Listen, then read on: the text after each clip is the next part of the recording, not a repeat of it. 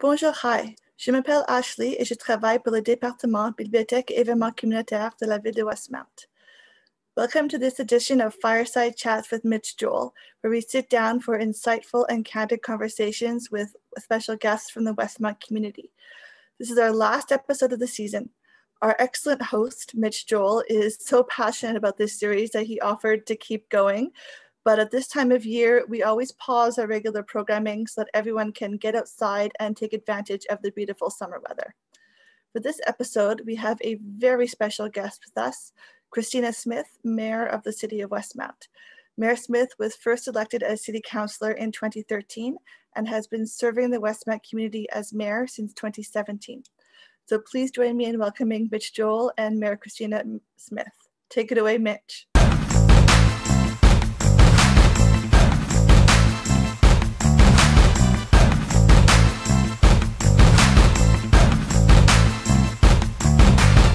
Well, thanks so much for that kind intro, Ashley.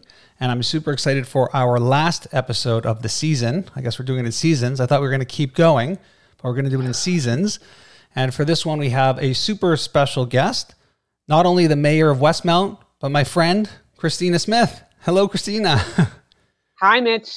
How are you doing? I'm great. I'm thrilled to be here with you. I've loved these fireside chats. I think it's, we've seen so many different guests that you've been able to interview. And we've really seen, I've got to say, hats off to the library and the community events team for really finding new ways to connect with citizens, and to you, who's a board member, a very cherished board member of our Westmount Public Library. And you've brought a whole new perspective on how we can connect with citizens. So thank you. Well, I'm doing my best, and I don't know that I would have taken on that position without the conversations that we've held in private in the park while our kids are playing and thinking about how to get involved, and the library being the perfect space for me to get involved. And I appreciate the support. It's very, very fun. I'm curious, Christina, the population of Westmount, when I was looking online, the last census that I see is 2016 with a bit over 20,000 people. Is that still currently our population? Is that what we have in Westmount? Yeah. Do we know? We've been hovering around just a little over 20,000, sort of 20,600 for a while now. But yeah, so we're just over 20,000 residents. And let's talk a little bit about your journey. It's actually, while we're recording this, it's almost to the date, 4 years that you became the mayor. I'd say 2 of them have been fairly intense with COVID-19. So we're going to get to COVID, but let's talk a bit about what was the path towards becoming mayor. How does one become a mayor?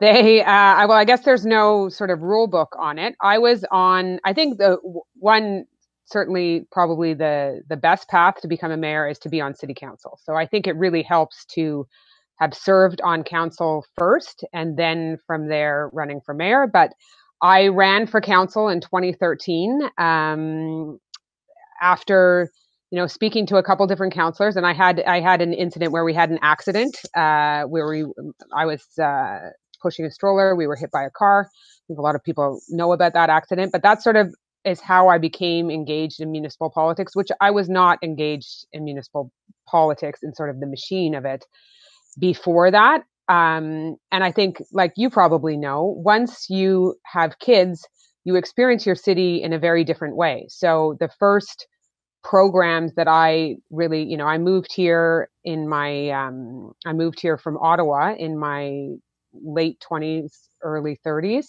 I guess, I was about 30 when I moved to Westmount. And you don't use I wasn't using programs. I mean, I was, going to the park and I'd use the library a little bit, but you use them very differently when you have a young family. So we're much more desperate when we have kids. We need stuff to do. Yeah, for sure. And so I guess the first program that I ever used of the city, sort of an organized program, was story time with Faith at the library, which is amazing. And it's, for families with young kids, especially if you don't have, I was very lucky when I had my first child, so did, 10 of my closest friends. So I had this, and, I had a network, but if you don't have a network like that, these programs are so incredibly helpful to you. And so I I started using the library a lot. We started using what was the old rec center, the old arena. And then we had, no arena, no pool for a year and a half. And you really feel that as a family, especially, for the kids that were playing hockey. And so it was, that was sort of my first foray into how critical and important it is for the programs and for activities for a young family. Then I decided to run, and I guess I was excited to run, and I announced it in the newspaper, and then you read it and you think, oh God, now I have to do it. Like, got to run. It's like running is literally running. Yeah. And so I had gone to City Hall to speak to the mayor at the time, which was Peter Trent. And I had spoken to Victor Drury and Theodora Samiotis, who were both on council as well, to just sort of talk to them about being more involved. And I came home and told my husband, I'm running for council. And he was like, well, I didn't think that was what you were going, like the point of that meeting. But anyways, and I did it. And I was largely unknown. I hadn't gone, a lot of people, the Westmount Municipal Association used to be a very active group, and a lot of people would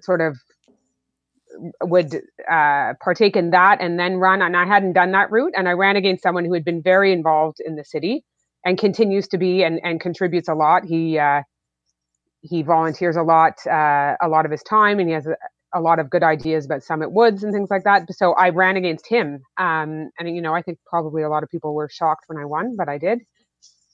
And then towards the end of that mandate, Peter Trent decided that he was not going to run again. And I think when he's, like many people, when you decide you want to move on from something, you're ready to move on. But you are, when you're an elected official, you are within a 4-year mandate. So when he decided he was not going to run, he was ready to step down. And that was, if you are a mayor and it's 6 months before an election, you do not have to have a by-election. And so when he stepped down, council elected me as the interim mayor, and then I ran for mayor in the full election of November 2017.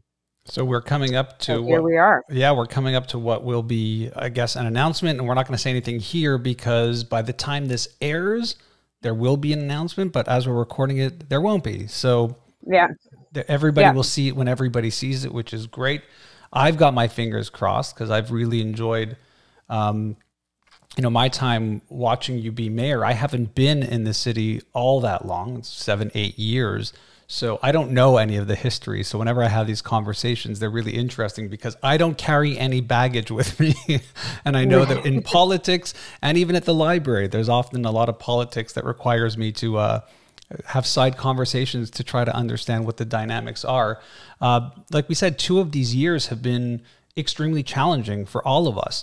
COVID has been insane. Add on to that the fact that you were quite public in the fact that you and your whole family had it as well, which was also just at the time, people were talking about it, but I was really proud that you had come out and said it because there was this weirdness with it that, oh, they have it and who's got it and who's spreading it and all this sort of stuff.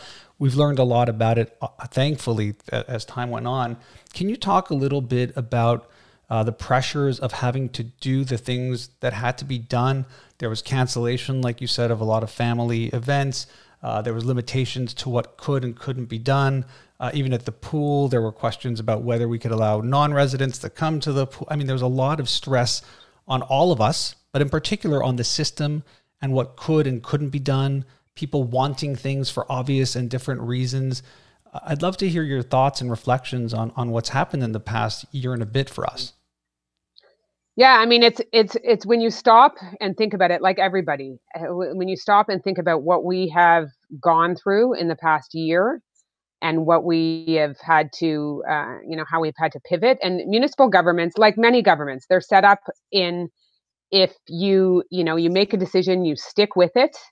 And, that's the policy directive. You don't change course. And that's not been realistic in COVID. So one day we're opening something, the next day we're closing it. And so it was one of, from the very beginning, and this is who's in February of last year, in February of 2020, I got a call from Bruce St. Louis, who is back and helping the city as an interim assistant director general.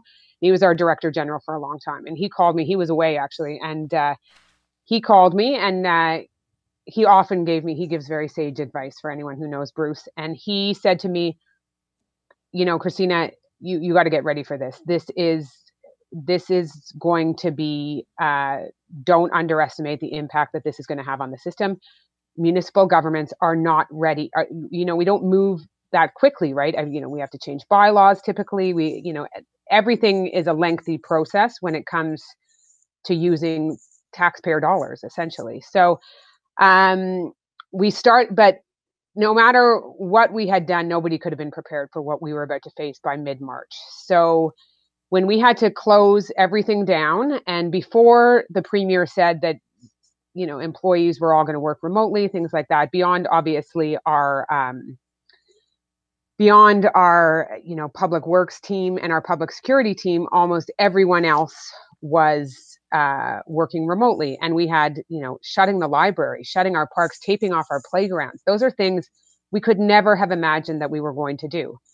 And, you know, day after day, and it was almost easier at the beginning. It's in terms of managing from a city perspective when it basically everything got shut. And that's easier to implement. But as we came into, I mean, it was heartbreaking. I mean, totally heartbreaking, because especially if you look at, you know, some seniors that their only interaction or their whole social life is based around the library. They go there every single day. And we had real challenges because at the beginning, and people don't realize, we were quarantining books. We might still be. I don't even know. Yeah, there was they this are. whole misunderstanding of what. So getting people to send those books to people who are shut-ins or can't get around, all of that had to be stopped for obvious reasons. And then we had nerves about even sending people who were willing to do it. We still had to be very apprehensive about, you know, our desire to even allow people to do that. And yeah, I mean, there's a lot of little things that people don't see along with the challenges too, for sure. Yeah. So if you look back and think about that and all of those things that we had to stop doing and all of the connecting with, and that's what we are. I mean, the federal government decides when the borders open and, you know, the CERB payments and all of that. And obviously that is incredibly important to this. The provincial government decides on the health guidelines, and public health will tell us, as you know, give us the guidelines of what to do. But we're on the ground. Municipal governments you live in your municipality. The federal government has very little contact with you, but it is, you live in this community, and all of the resources, especially though for those who are vulnerable, that we had to shut down was heartbreaking. And to think of the mental health impact on that is just so enormous. And for kids that were out of school and being homeschooled, and listen, I mean, it's no secret there are two systems in this province, and the public versus the private system. Those kids were receiving very different educations at the beginning of COVID, in terms of, you know, the ones that were on Zoom school and the ones that were not. And to then shut all of our sports and our WRC and tape off the playgrounds was incredibly difficult. And I think if we, you know, that was a tough day. I mean, I think that was a tough day for a lot of people, seeing the playgrounds wrapped with those danger tapes. Hearing that we weren't going to have, you know, soccer or hockey or, like you said, access to the library. I think those were the realizations that we're in it for the long haul, and there's a lot of uncertainty in what was happening for sure. Yeah. Yeah. And it's from, you know, if you ask me what was my goal from the very beginning of this, obviously we listen to public health. We don't have a team of epidemiologists that works in the city. And our goal was to keep as much as we can open and to absolutely listen to the public health directives, right? We can't start, you know, picking what we want to do. Plus, you know, we're not allowed on most fronts, but to open as much as we can. So keep the parks open as much as we can, make sure that we offer as many pros. So lots of communities didn't open their swimming pools because it was complicated. It was costly. And it was very, very complicated. And our team at HR, our team at Public Works and Sports and Rec, they worked so hard to be able to open the WRC, to figure out how many people we were allowed in there. And it's not a perfect system. You know, we were allowed 75 people at a time. 15 wouldn't show up, and we would, you know, hear about it. We'd have people screaming at me that, you know, you're not filling the pool to the capacity that you're allowed. You know, it's incredibly difficult to police that, but it feels a lot now, Christina, like the vaccination process, right? Where people are like, all these seats are undone. Why? But it's a process. It's a human process. The computer systems weren't in place. I found myself being more empathetic than ever because behind the scenes, the hamsters are on the wheels running really, really quickly, trying to make it at least accessible to certain people. But it does seem to be, I mean, I'm curious your perspective on how we did as citizens. Because from my perspective, there were certain people that were really empathetic and understanding and happy with whatever was available to them. On the other hand, there were people who are cooped up, frustrated, stressed out, and on top of that, really vocal about it's never enough, it's never good enough, or it's never right.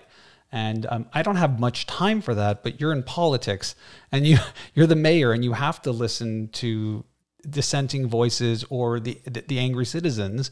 And I'm wondering, on top of all the stress of it, how it was for you and how you dealt with it and how you deal with it. Because, I mean, it's something that we see a lot in general, especially now in social media. It's for sure always in municipal politics, you hear from the people who are upset, right? You don't typically hear from 98% of the population because they're happy with their services. Their snow got plowed, their garbage was picked up, and they have a great library and two beautiful rinks and a pool. So you don't typically hear from all of them, but you hear from the people that have a complaint, whether it's the consistent complaint. It's a bit like council. That's often we have the same people that come to council. I was really hoping that would change as we moved online. It maybe slowly it's changing a little bit, but I would say, yeah, for sure. We heard from citizens are angry. They're stressed out. Many of whom used to leave Westmount for the day and go to their offices and come home and not have spent the day, watching what's going on in the park or watching what's going on in their street or traffic. I was going to say, you start seeing more cracks in your sidewalks. You start noticing things because they're home too much. And we've got a city full of, as far as I can tell, we've got a lot of lawyers and a lot of CEOs and executives that are at home and are sharing their opinions, which is okay. So we've heard from a lot of people, but where we hear, at the beginning, there was a lot of, we had the snitch line was certainly lighting up in terms of this person is not social distancing or this is happening in the parks. We had a lot of complaints about the parks last summer and last spring.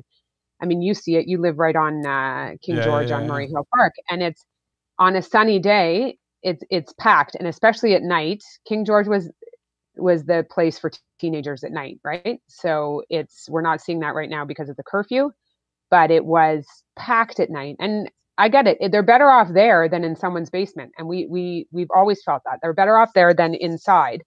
But with it came a lot of complaints, and with it also comes a lot of misinformation on social media, on Facebook pages. A lot. Yeah. A lot of misinformation. I mean, so that's the part that gets, politics is rough and tumble on any level. But as they say, if you want to get into it, put on your helmet. And that's, you've got to get into it knowing that's going to happen, right? So you have to have a thick skin to be in this business. But the frustrating part for any politician is, and it should be for citizens too, is the misinformation that is out there and how difficult it is sometimes to, once that gets out there, you can't reel it back in. And so, one perfect example was somebody posted on, I'm not on all these Facebook pages because, where would it, I am part of Westmount Families because that is that's a page that's really well monitored, and it's shout out to Lisa. Shout out to Lisa. Shout out to Lisa, because it's not easy, but she monitors it to make sure it's relevant and factual, and doesn't turn nasty. But it is, there was a post about how we were going to open up de Maisonneuve and put cars through the park to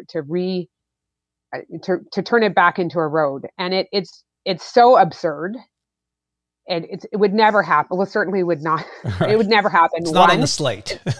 And it's certainly not going to happen with me as mayor or anyone on council. But once it gets out there, people believe it. It's almost, if someone can type it, doesn't mean that it's truth. And I think little by little, that is chipping away at democracy, but it's also chipping away at people willing to be engaged in this and willing to, do you want to run for city council and have these things said about you on different social media platforms where often you can't defend yourself? So it gets really personal too. And again, very, very personal. We're saying this at a time where in the greater city of Montreal, there have been many mayors, people working within municipalities or volunteering rather within municipalities that have opted not to run because of it. And again, we live in a world where it's all public and it's really challenging. My perspective is it really is part of the job. I think it's fair to say that if you had never had it and it's suddenly thrust on you, it's one thing. It's another knowing that you're going into it with this being a reality. But where I think it gets afoul often is sometimes it gets really personal. Sometimes it gets extremely ugly. And it's not even germane to what's happening within the city so much as it is one person's opinion of what should be done versus how is the community actually benefiting from it. And I could see that being tough because it's basically a public complaint form where everyone sees all of the ugliness in everyone, not just individuals. I mean, the discourse that happens over Summit Woods and dogs, right? If you love dogs, it's great. If you want to walk peacefully, not so great. And both sides are right, but it gets really personal and ugly. So I see that. I had great advice when I became mayor once, and someone said to me, "Don't ever mess with the dogs. You do not want to mess with the dog." Is that endemic of social media? Is social media the dog to a certain degree? Like, how do you manage it? Because it is. I mean, it's hard not to take it personally. Yeah, it is. It is. I would be lying if I didn't say that I take some of it personally. Some of it, I guess I've grown a bit of a thicker skin, but also I've worked in politics. When I started my career, I worked for a cabinet minister. I get that it's part of the game, but it's hard when you are, when you see them at, when you're in the park or you're in the lineup at the grocery store, that it becomes very personal, and the decisions that we make really affect people. So whether it's, urban planning issues and it's your PAC permit, or it's your park, or it's your kids' hockey team, or things like that, it's very, very personal to the person who's involved. So I get why people are engaged in it.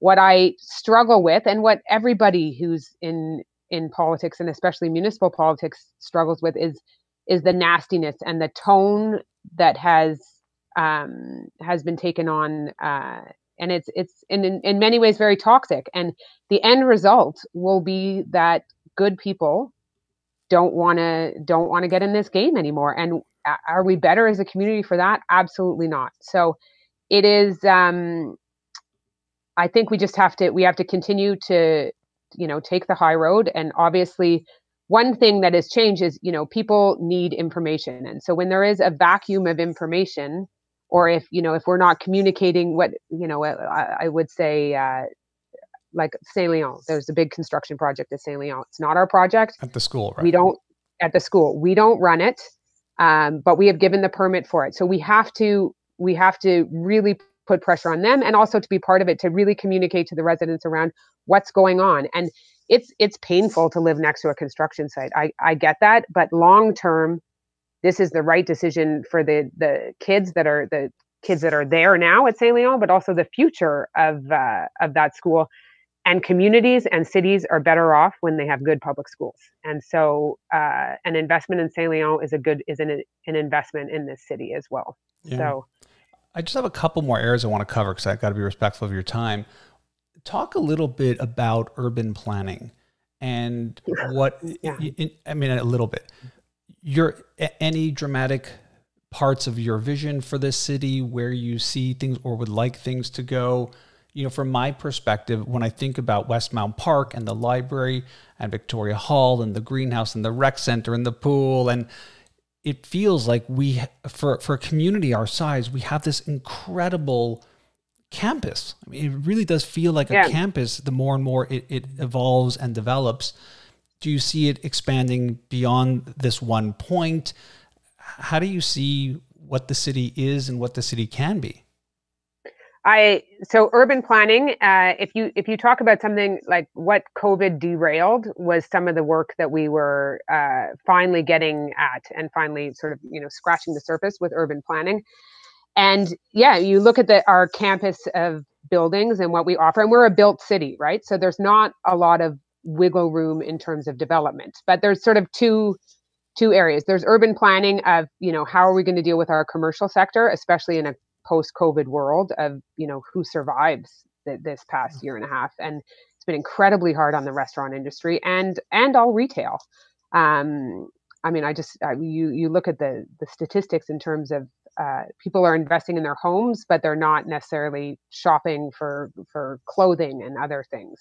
And certainly the impact on the restaurant industry. So how do we deal with our commercial sector from an urban planning perspective? And we've done a couple of things where we've been able to lift restrictions on, the number of restaurants and things like that. So I think we won't see a change in how people shop. Amazon's not going anywhere. Online shopping is not going anywhere. But if we can be less restrictive on restaurants and things like that, where people actually will go, I really do believe that once we open up again, and all the experts will tell you, once we open up again, people will want to be in a restaurant.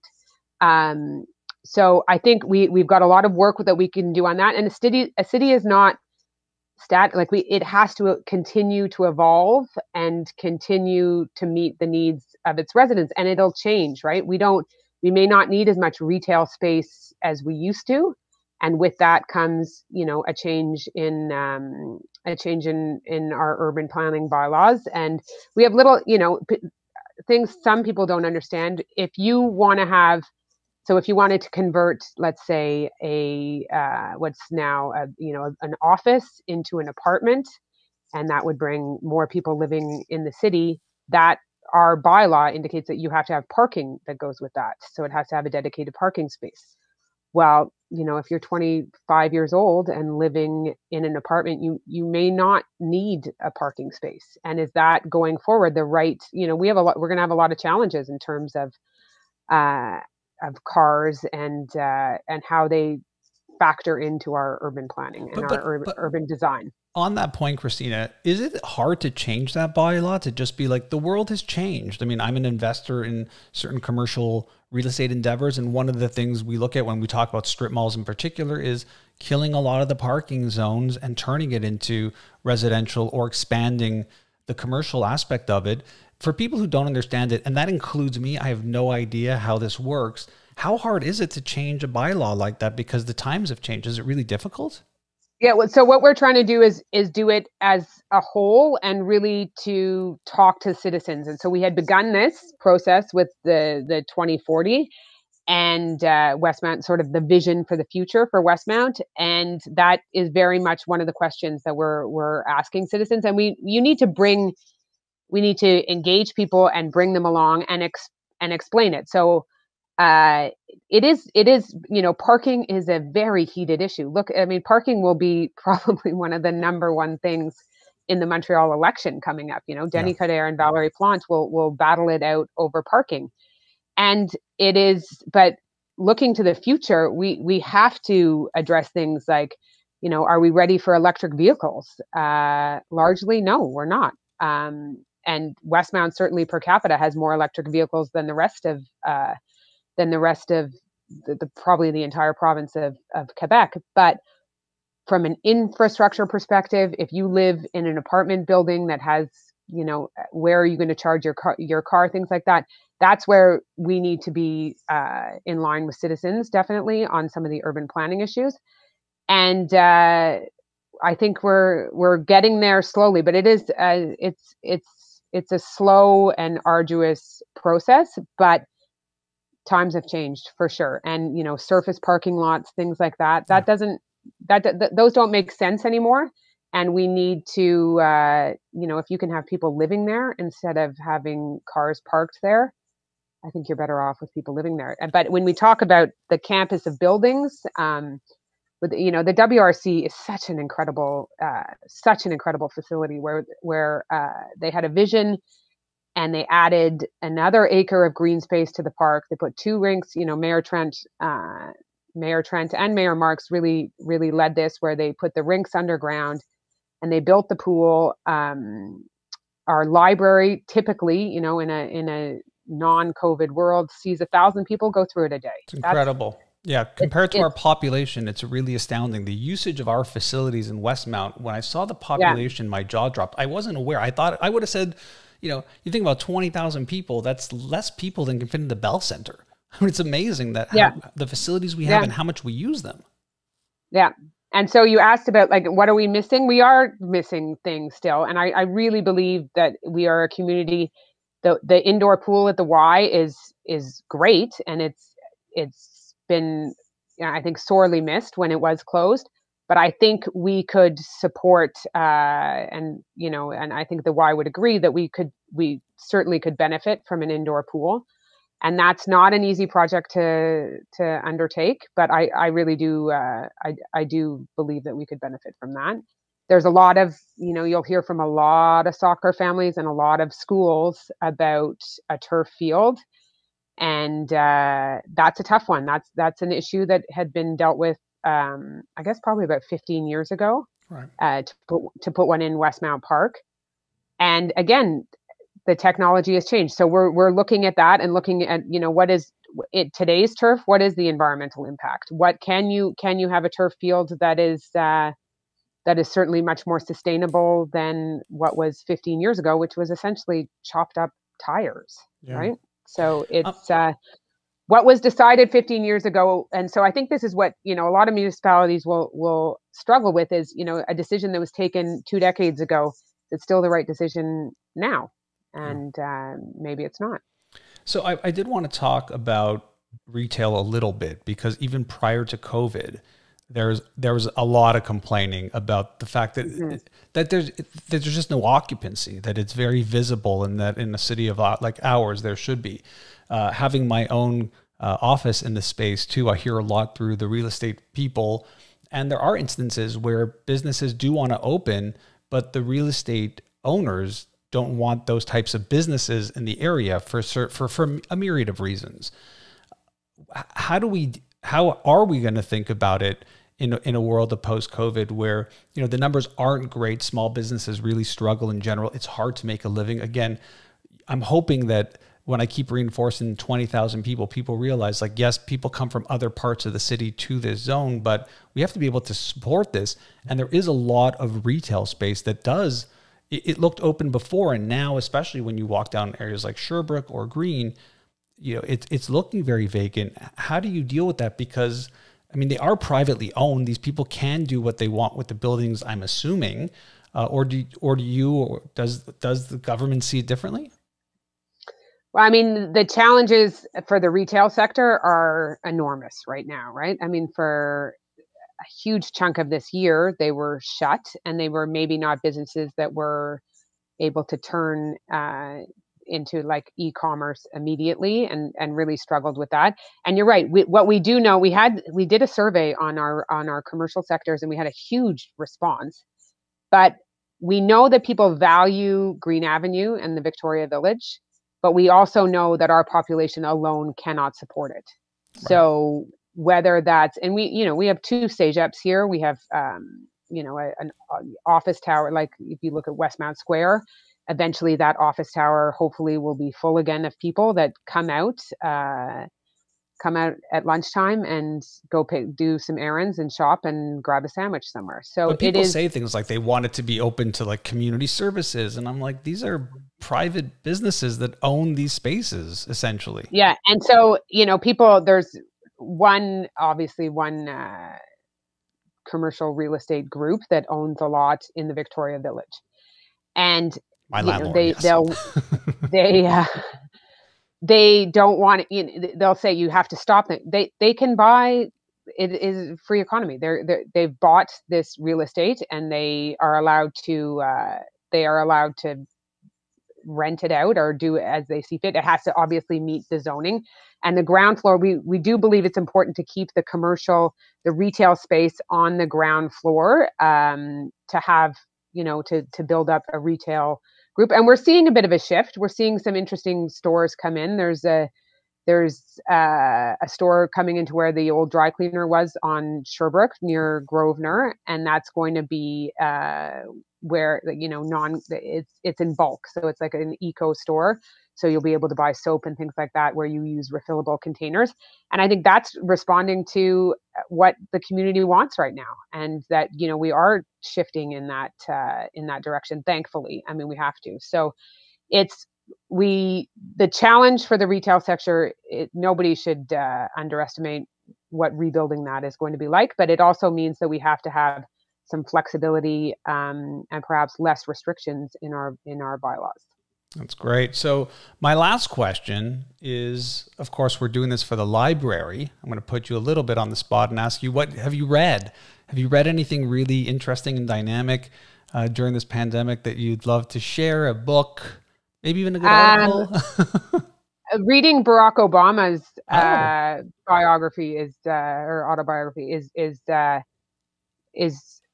I've found that fascinating, and I think everybody should read it. And his call to action, especially at the municipal level and the grassroots level, in the community level. And I think, when he writes about his experience as an organizer in Chicago and how he got started, it seems like that almost was the most impactful part of his career, as opposed to his time as president. And you see it in his foundation, and the work that they're doing is really returning to the community level.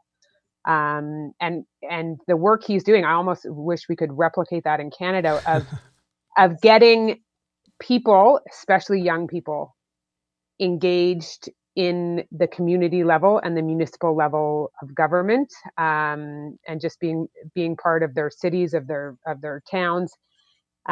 So he is obviously he's a phenomenal writer, but I would say that would be one that I would highly recommend. Yeah, he's an inspiring communicator, and the fact that the book, I think, only leads up to, is it 9/11, or it only leads up to a certain part of his presidency. Yeah. It's a pretty meaty book, so I know that it's going to be really interesting. Well, I can't thank you enough for taking the time to hang out with all of us here in the Westmount Library and all the citizens. And I can't thank you enough for your service to the city, because as someone who has watched the evolution of it, I know how hard and challenging it can be.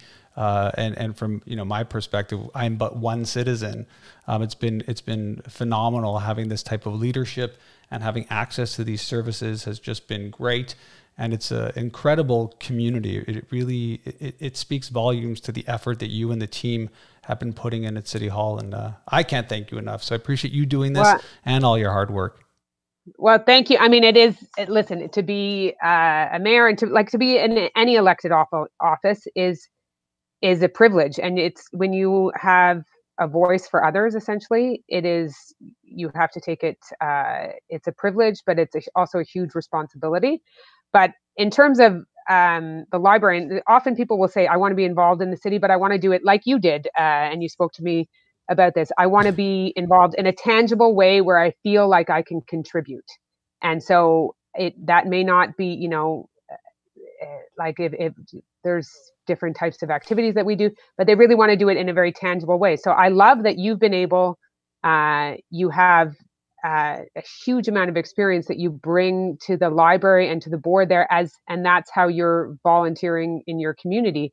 And these organizations thrive because of the volunteers, and the library board. And, you know, we have this incredibly successful library because of the effort that's been put into it, and the priority that we have, that we place on the library, and we continue to, we continue to invest in it. But I love that you've been able to bring your experience and be a volunteer in this very, very impactful way. Well, so I appreciate that, but it really is the team. I mean, the librarians and the support staff and the people who work there are incredible. And so with that, I'll say thank you. And we'll pass it back to one of them, which is Ashley, to close it back. And hopefully you'll agree to come back in a few further seasons. In fact, we're hoping to do these in person. So maybe we can do an actual fireside chat at the library with you. Yeah, and let's hope that the next time we do this, that our library doors swing open and that Victoria Hall is open once again. And the vaccine, I encourage anyone, when it is your turn, get vaccinated. And so we can open up our buildings and our programs, and it's an incredible community. And it's such a privilege to be able to serve. Thank you so much, Mayor. Appreciate it. Thanks. Okay, so now we're going to go back to Ashley, and we'll be back again in the next season, which should kick off, I'm assuming, sometime in the back-to-school season. Ashley will give us more information on that, and look forward to it. Subscribe to the YouTube channel, and feel free to connect as always, and take good care. Thanks so much, Mitch. You're right. The Library and Community Events 2021-2022 programming season will start up again in the fall, and we can't wait for the day when we can welcome everyone back to the library and Victoria Hall in person. It is such a privilege working with you on this series. Thank you for being so generous with your time and your expertise. Mayor Smith, I want to thank you for taking the time to share your thoughts and experiences with us. And thank you so much for your leadership during these unprecedented times. And thank you for all the work that you do and Council does for the incredible Westmount community. To everyone watching, if you'd like to learn more about the Library and Community Events upcoming programming, you can visit our website at westlib.org and sign up for our email newsletter. Vous pouvez également visiter le site web de la Ville de Westmount au westmount.org. Thanks for watching. Merci.